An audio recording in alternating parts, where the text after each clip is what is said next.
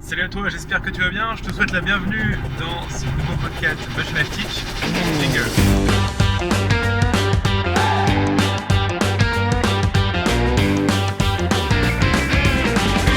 Bienvenue dans le podcast de Motion Life Teach. Le podcast où on parle de 3D, d'animation, d'effets spéciaux, de films, de mindset, de logiciels, bref, tout ce qui se rapporte à l'animation 3D, les effets spéciaux ou l'image de synthèse.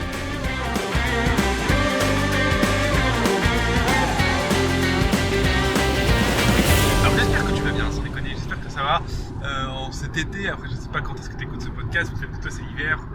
En tout cas j'espère que tu vas bien, peu importe ce que tu fais, peu importe dans la situation dans laquelle tu te trouves.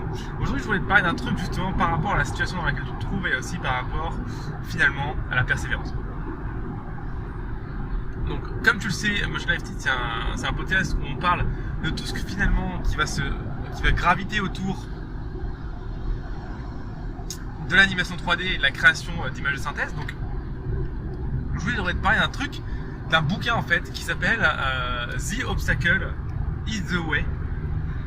Donc en français ça veut dire l'obstacle et la voie. Donc, pour mieux comprendre, ça veut plutôt dire le bon chemin, c'est celui où il y a un obstacle devant toi. Il a été écrit par Ryan Holiday et c'est un concept dans ce bouquin qui est vraiment primordial et je pense qu'il s'applique très bien dans notre domaine de l'animation 3D. Donc je vais t'expliquer pourquoi. Je vais t'expliquer pourquoi aussi tu devrais, je pense, appliquer cette même manière de penser à ton travail. Tu vois que ça va t'aider beaucoup et je vais aussi t'expliquer pourquoi moi j'utilise ce concept depuis maintenant plusieurs mois et que ça m'a vraiment apporté énormément de penser comme ça. Alors déjà je vais t'expliquer un petit peu le bouquin. Donc The Obstacle is the Way. The Obstacle is the Way, c'est un bouquin écrit par Ryan Holiday. Ryan Holiday c'est une personne qui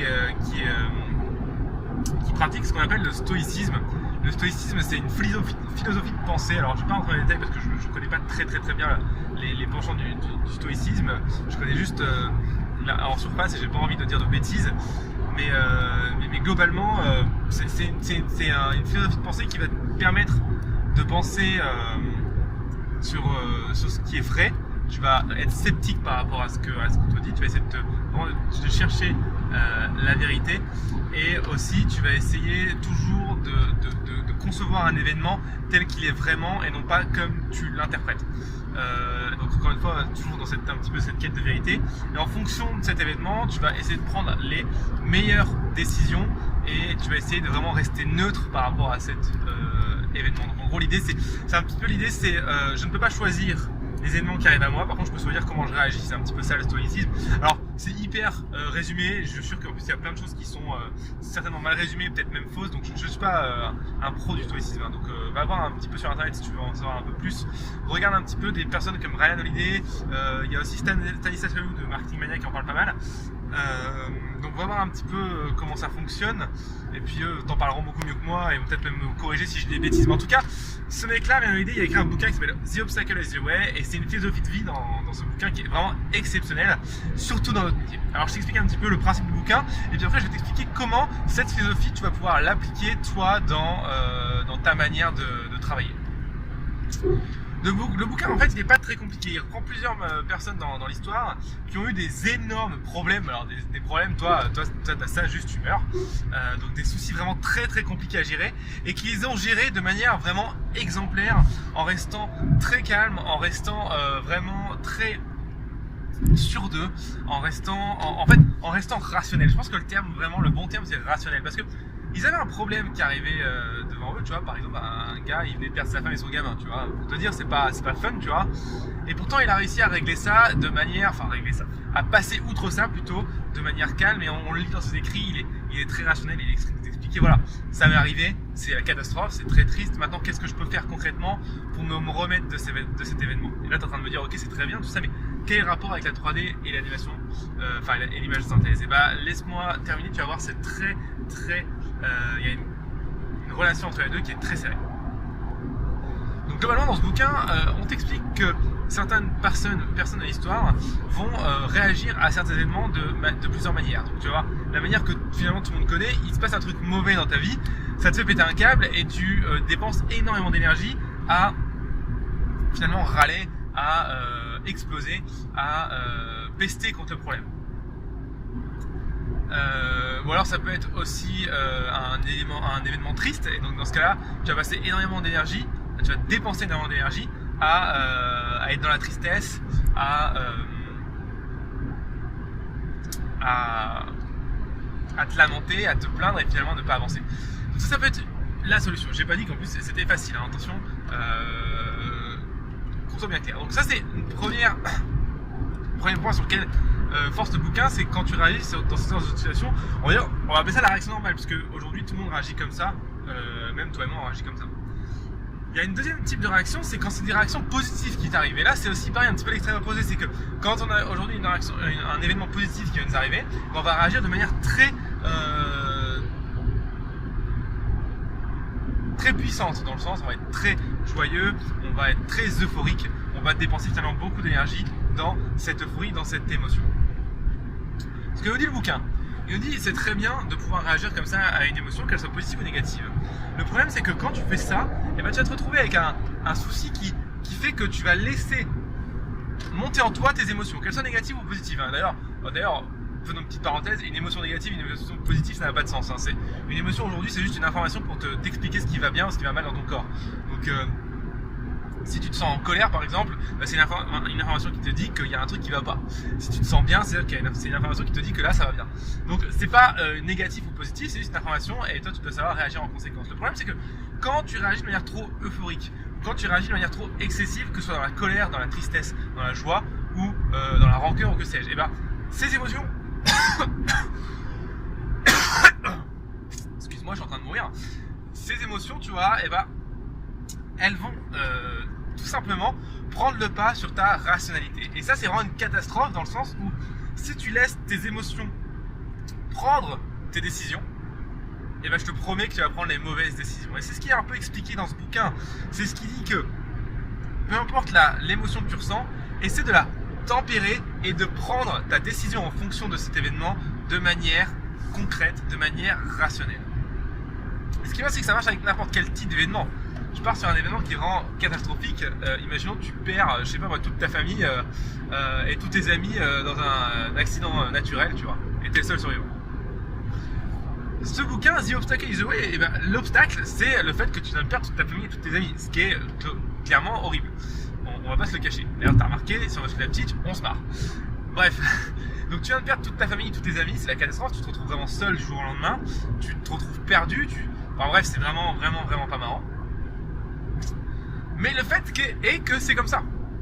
Le fait est que c'est comme ça, que tu es dans cette situation aujourd'hui, d'accord ? The Obstacle is the Way va t'aider et t'a forcé à penser à l'avenir, à ce que tu peux mettre en place pour améliorer ta situation. Qu'est-ce qui est possible de faire maintenant que cet événement est arrivé ? Donc encore une fois, c'est toujours la même solution, la même finalement philosophie de vie, philosophie de pensée, c'est tu ne peux pas contrôler les événements qui sont à l'extérieur de toi, qui t'arrivent à l'extérieur de toi. Par contre, tu peux contrôler ta réaction. Comment tu réagis à un événement comme ça ? Le problème, c'est que la théorie de ce bouquin, The Obstacle is the Way, elle est tellement simple. Voilà, je te l'ai expliqué. Tu ne peux pas contrôler les événements qui sont à l'extérieur de toi. Tu peux seulement contrôler la manière dont tu y réponds. Donc la philosophie est très, très simple. Il n'y a rien de compliqué là-dedans, on est d'accord. Par contre, le fait de devoir l'appliquer dans la vie de tous les jours, ça c'est très difficile. Parce que ton cerveau, il n'aime pas du tout ça. Ton cerveau, il n'est pas du tout fait pour penser de manière rationnelle. Ton cerveau, il est fait juste pour survivre à la base. Il est fait, t'as un lion devant toi qui va te bouffer, tu vas avoir peur et tu vas te barrer. Ok ? C'est ça en fait le problème de ton cerveau. Et aujourd'hui, ton cerveau là, il va t'arriver un gros problème et ton cerveau il va faire quoi ? Il va penser survie, il va se cabrer, tu vas avoir peur et tu vas vouloir fuir. Alors que rationnellement, tu n'as pas un lion devant toi, c'est un problème qui est solvable. Donc tu devrais plutôt utiliser l'énergie à essayer de résoudre le problème plutôt qu'à essayer de fuir ce problème. Par exemple, c'est une solution comme une autre. Donc tu vois que c'est facile en théorie, mais c'est extrêmement compliqué à mettre en place en pratique, dû notamment à ce problème de braquage en fait. Ton cerveau va se braquer, va essayer d'enterrer le problème, de l'oublier, ou va réagir de manière colérique alors qu'il devrait réagir de manière intelligente et de manière calme. Si par exemple c'est un problème avec une personne, ça peut être plein de choses. Donc ce qu'il va falloir faire, c'est, je vais pousser un petit peu plus loin le bouquin, tu vois, après je t'invite à le lire parce que c'est beaucoup plus complexe que ça et ça pourra aussi te permettre d'avoir plus de détails. C'est que le bouquin explique souvent que l'obstacle que tu vas avoir, peu importe cet obstacle, si tu passes à travers, donc si tu passes au-dessus de cet obstacle en allant dedans, en trouvant une solution, et bah peu importe l'obstacle, quand tu vas sortir de cette épreuve, tu vas ressortir grandi, tu vas y ressentir plus mature, avec plus de connaissances, plus de savoir. Bref, tu vas devenir une meilleure personne en faisant ça. Et ça, c'est vraiment important aussi. C'est un deuxième point qui est primordial, je pense, dans le bouquin et aussi dans la philosophie stoïque en général. C'est que, premier point, tu ne peux pas contrôler les éléments extérieurs. Tu peux seulement contrôler la manière dont tu y réponds. Et le deuxième point, c'est peu importe l'événement extérieur qui arrive, si tu fais l'effort de passer à travers, de trouver une solution, tu vas ressortir de cet événement qui était peut-être désagréable, plus grand, avec plus de connaissances, plus de savoir. Et ça, c'est vraiment, je pense, primordial pour t'améliorer en animation 3D. Et ouais, je fais enfin le lien entre l'animation 3D et ce bouquin, c'est que dans la 3D, eh ben, tu l'as vu, quand tu apprends un logiciel, t'as plein de merde, t'as plein de bugs, tu comprends rien, il y a des trucs qui t'échappent. Bref, c'est la galère. Et on va être clair, on va être franc, on est d'accord qu'au début, on passe plus de temps à chercher des solutions à un problème qu'on a sur un logiciel plutôt qu'à vraiment créer. Et ça, c'est pendant les 6 premiers mois, même peut-être la première année qu'on se lance dans ce métier d'artiste 3D. Donc, tu le vois en fait, on doit passer à travers des obstacles tous les jours dans ce domaine-là. On vit ce souci-là tous les jours. Tu comprends ce que je veux dire? Donc, c'est-à-dire que c'est alors ça que je trouve que le bouquin s'adapte parfaitement à notre métier. Cette philosophie dans ce bouquin s'adapte parfaitement à notre métier parce que tous les jours on vit ce problème. Tous les jours tu dois résoudre un nouveau souci. Tous les jours tu dois passer outre un obstacle qui soit technologique ou alors ça peut être aussi, enfin, plutôt un obstacle de compréhension, ça peut être un obstacle aussi de puissance, donc d'optimisation, ça peut être un obstacle aussi de compréhension si par exemple tu travailles avec un client, ça peut être un obstacle aussi de qualité d'image si tu t'es trompé dans tes paramètres de rendu par exemple. Bref, ça peut être un obstacle de stockage si tu te rends compte que tes images pèsent beaucoup plus lourd par rapport à la capacité de stockage que tu as sur ton PC. Ça peut être un obstacle de réseau si par exemple tu utilises une render farm et tu dois télécharger tes images mais le téléchargement est beaucoup trop long parce que tu as un réseau qui est pas assez puissant. Bref, tu vois, tu as des obstacles tout le temps à résoudre. Et crois-moi, le métier d'artiste 3D, peu importe que tu sois employé ou à ton compte, c'est que ça, c'est savoir résoudre des problèmes. Bref, tu ne fais que passer à travers un obstacle. Et ben, ce que le bouquin dit, c'est que plus l'obstacle est grand, plus il est chiant à gérer, plus derrière, en fait, finalement, le cadeau est important. Plus derrière, tu vas en ressortir grandi, tu vas en ressortir plus sage, avec plus de connaissances. Et ça, eh ben, c'est quand même sympa, tu vois, parce que une fois, ça sert à rien de ressortir plus grand et plus sage d'un événement. Mais si tu fais ça tout le temps, tu te doutes bien que tes compétences, ton niveau, ta capacité à comprendre, à apprendre et à créer, eh ben, elle va se décupler avec le temps. Donc plus tu vas prendre le temps et tu vas prendre l'énergie de ta frustration et que tu vas la mettre dans la résolution de ton problème, plus tu vas aller loin dans justement ta compétence en image de synthèse. Donc c'est vraiment primordial à comprendre, c'est que vraiment je te le dis, hein, et je me répète par rapport à tout à l'heure, mais c'est tellement vrai. Tous les jours tu vas avoir des problèmes et si tu démarres, et je pense que si tu écoutes ce podcast, c'est que tu fais déjà un petit peu de 3D dans ton coin, tu as déjà tes problèmes. Tu as déjà des soucis. Tu ouvres Maya, tu ouvres Blender, bim, ça crache. Tu essaies de faire un personnage, bim, ça crache. Tu essaies de faire une simulation, ça crache. Bref, peu importe ce que tu fais, ça crache finalement. Et c'est normal, c'est normal. Et souvent on se rend compte que quand ça crache, c'est parce qu'on n'a pas compris quelque chose en fait et que tu fais faire quelque chose d'illogique au logiciel. Ou alors c'est parce qu'il y a un bug dans le logiciel et peut-être c'est à toi de le résoudre. Bref, dans tous les cas, il faut que tu résoudes le problème. Et pour résoudre un problème comme ça prend du temps, ça prend énormément d'énergie. Et souvent, quand on est dedans, quand on a la tête dans le moule, on a tendance à avoir l'impression qu'on perd notre temps. Donc justement, essaie de t'imaginer en ayant résolu le problème, comment tu vas ressortir de ça, comment tu vas, qu'est-ce que tu auras gagné en compétences, à quoi ça va te servir plus tard dans ton métier, essaie de valoir un petit peu, si j'arrive à résoudre tel problème, est-ce que ça veut dire que certainement d'autres gens ont déjà eu le souci aussi, peut-être que ta compétence, ça peut être de valoriser ça et de pouvoir justement monétiser le fait que tu saches résoudre ce problème. Tu vois, il y a plein de solutions. En fait, le fait de résoudre des problèmes, ça n'a presque pas de prix. C'est ça souvent la compétence en fait, un bon artiste 3D, c'est pas un bon rigueur, c'est pas un bon modeleur, c'est pas un bon que sais-je, c'est un bon résolveur de problèmes. Et d'ailleurs, entre nous, ces artistes 3D là, c'est les mieux payés, hein, qu'on soit clair, parce que dans une boîte, c'est ce qu'on cherche. Quelqu'un qui sait résoudre tous les problèmes, putain, mais c'est une mine d'or, quoi. Le mec, il fait gagner des heures et des heures de boulot à la boîte, donc essaie de vraiment réfléchir comme ça. Essaie plutôt de réfléchir en termes de domaine de métier, même si de toute façon tu vas devoir le faire parce qu'il y a forcément des domaines qui vont plus te plaire que d'autres. Essaie de vraiment penser en termes de je suis quelqu'un qui résout des soucis et j'aime ça. J'aime foncer dans l'obstacle. L'obstacle est la voie. The Obstacle is the Way. Le bouquin de Ryan Holiday, je te conseille vraiment de le lire. C'est vraiment penser de cette manière-là et pour moi ça s'applique totalement à notre métier. Vraiment, j'insiste. Alors, je vais revenir sur un point, je vais plutôt développer encore un point, notamment par rapport à la résolution de problèmes dans la 3D, comment ça marche, comment tu peux t'y prendre concrètement pour résoudre un problème, en fonction du type de problème. Comment savoir aussi quand abandonner, parce que des fois il y a des problèmes qui sont tellement longs que c'est plus rentable de les résoudre. Et puis voilà. Donc, déjà, comment je m'y prends pour résoudre un problème? Alors déjà, la première chose à avoir pour résoudre un problème, déjà, c'est un problème. Si t'as pas de problème, il n'y a pas de problème à résoudre, donc tout va bien. Et des problèmes, crois-moi, tu vas en avoir vraiment la blinde.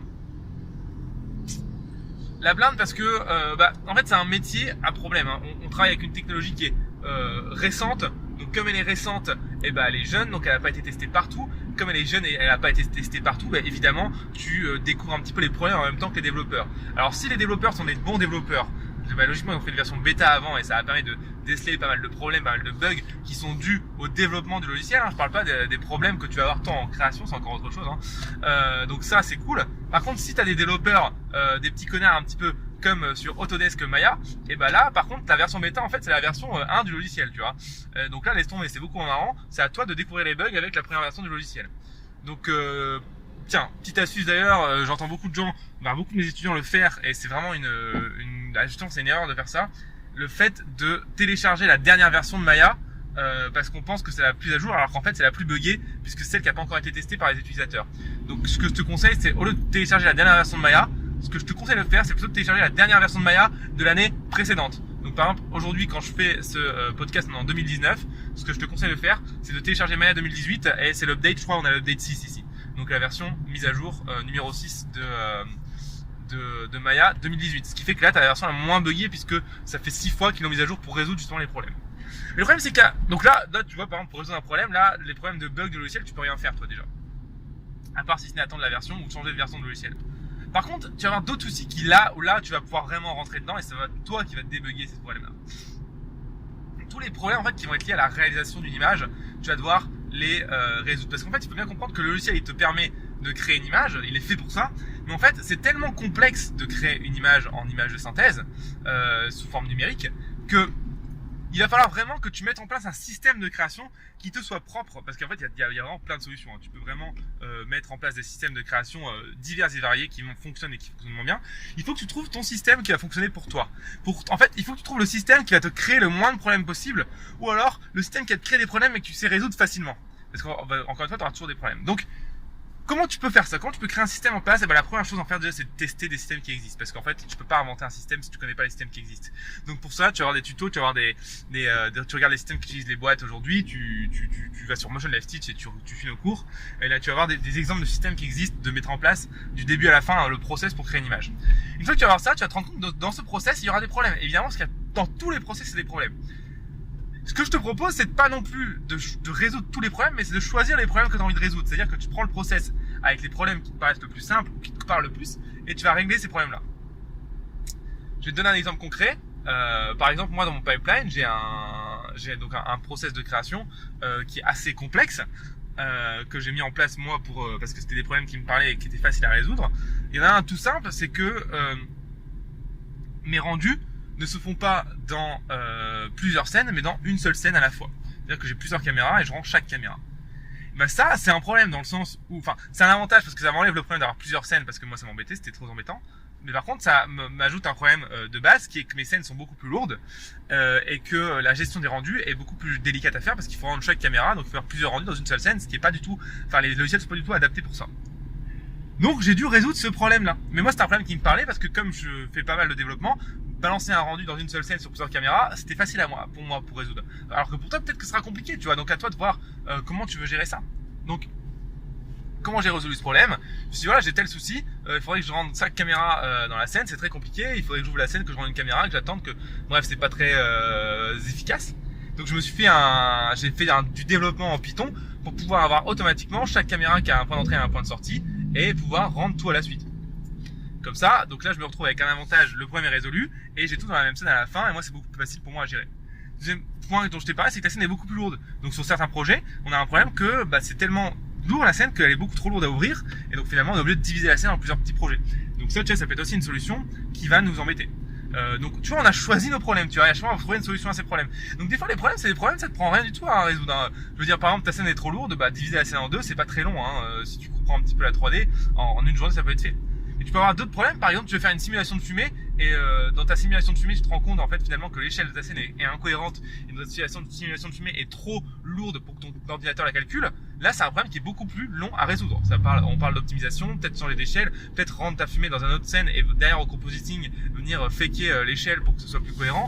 Tu vois, c'est beaucoup plus compliqué à faire là. Et là, on parle peut-être plutôt de 2, 3, 4 semaines de boulot, tu vois. Donc, la question est celle-ci. Quels sont les problèmes que tu as envie de résoudre aujourd'hui? Ça, il faut vraiment que tu te poses la question pendant que tu travailles et tu vas voir qu'il y a des problèmes que tu peux éviter en changeant de process. Il y a des problèmes que tu pourras pas éviter, que tu vas être obligé de résoudre et des problèmes que tu vas aimer résoudre. Ce que je t'invite à faire, c'est de porter ton attention notamment sur les problèmes que tu aimes résoudre. Parce qu'en fait, les problèmes que tu aimes résoudre, plus tu en feras, plus tu vas aimer les résoudre, plus tu les résoudras vite et plus ta compétence dans ces problèmes-là, qui vont être liés à ces problèmes-là, à ces domaines-là, va s'accroître. Et le fait que cette compétence s'accroît, en fait, ça devient ta carte de visite et ta plus-value derrière quand tu vas travailler. Donc, n'hésite surtout pas à accroître ces compétences et à chercher à résoudre les problèmes et surtout les problèmes qui te parlent ou que tu les résous vite, ça te plaît de les faire, tu vois. Donc, je reprends encore le principe, hein. La vie d'artiste 3D, c'est résoudre des problèmes. Il faut absolument que tu résoudes des problèmes tous les jours, sinon tu as perdu ton temps. J'insiste là-dessus, c'est primordial, sinon tu perds ton temps si tu ne résous pas des problèmes. Alors évidemment, il faut créer pour résoudre des problèmes. Donc pour résoudre des problèmes, il faut absolument que tu fasses des projets personnels.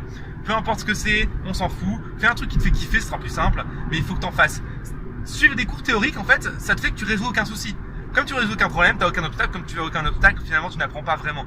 Il faut de la théorie pour démarrer, pour débroussailler le buisson. Mais une fois que tu as la théorie, il faut travailler, il faut tester sur ton logiciel, il faut te prendre des coups de bâton dans la gueule, si je puis dire. Excuse-moi de ma vulgarité, mais c'est ça, hein. Et une fois que tu prends ces coups de bâton, tu vois comment tu peux bloquer ces coups de bâton et les retourner à ton avantage. Bref, comment résoudre des problèmes. Et crois-moi, c'est vraiment une compétence qui est vraiment indispensable dans le métier aujourd'hui. Donc, voilà.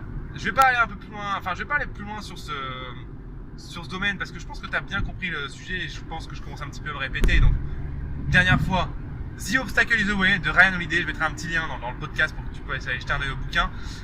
C'est vraiment une mine d'or et ça va te permettre d'aller beaucoup plus loin dans ta manière de travailler, dans ta manière de vivre même, hein, et dans la manière avec laquelle tu vas percevoir un obstacle et un problème.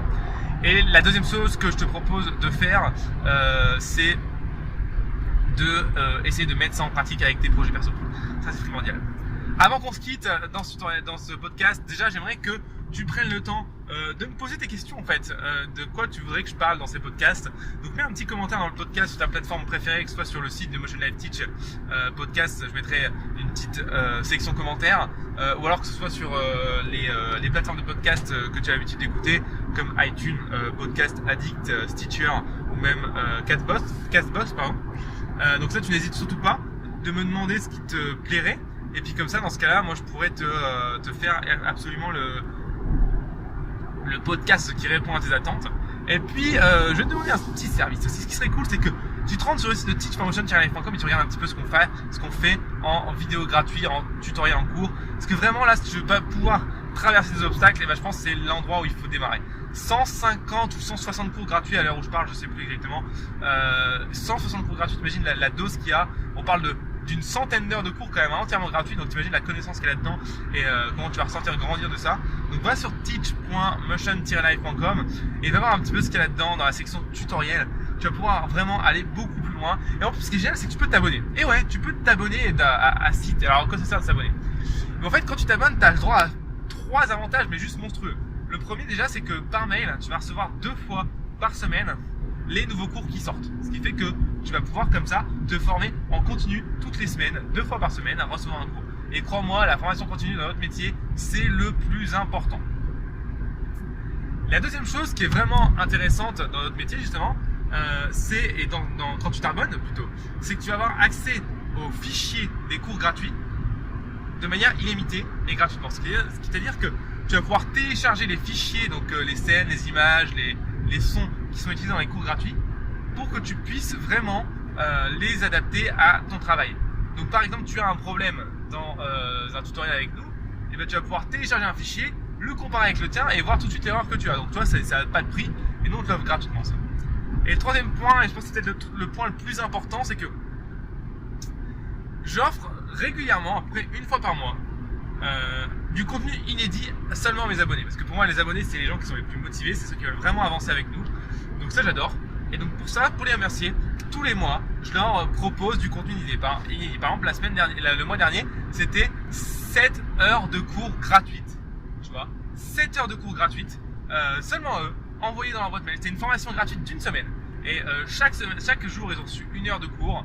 Ça leur a permis d'exploser leurs compétences. Ils ont appris plein de choses.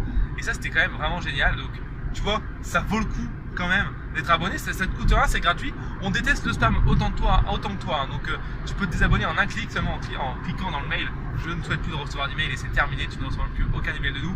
Donc, tu vois, ça vaut le coup. Je t'invite à essayer et à regarder un petit peu si ça te convient. Tu vas voir que ça va t'apporter, je pense, beaucoup de valeur. C'est totalement gratuit. Donc, je pense que ça vaut vraiment le coup. Voilà un petit peu ce dont je voulais te parler. La dernière chose que je vais te demander, c'est est-ce que, s'il te plaît, tu pourrais laisser une petite évaluation à ce podcast? Pourquoi pas 5 étoiles si tu adores ce qu'on fait? Ce serait vraiment génial. Parce qu'il faut que tu comprennes que les podcasts, ça marche pas comme les vidéos YouTube. Pour qu'ils soient en tête de liste et qu'on soit recommandé, qu'on ait plus de gens dans la communauté excellente de Motion Life Teach, il faut absolument que le podcast soit bien noté et il soit commenté. Donc n'hésite pas à commenter le podcast, à lâcher un petit commentaire si t'aimes bien, même si t'aimes pas d'ailleurs, hein, et à mettre 5 étoiles parce que ça nous fait vraiment plaisir et ça nous permet d'augmenter et d'avancer très très vite. Donc voilà, prends le temps sur iTunes, sur ta plateforme de podcast préférée, bref, mets un petit commentaire, mets 5 étoiles. Et puis moi je te dis merci beaucoup d'avoir suivi ce podcast juste au bout et je te dis à très bientôt. Ciao.